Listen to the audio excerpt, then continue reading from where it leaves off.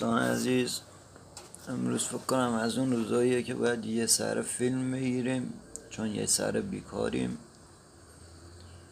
حاجی نمیدونم چه خبره بابا، چیکار کردیم با این ملت که پول ندارن بیان خرید کنن؟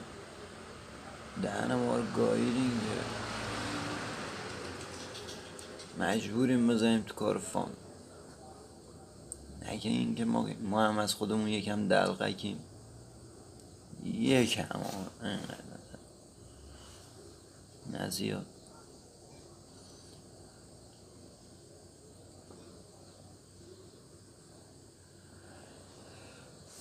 خسته شدیم، خوابمون گرفته.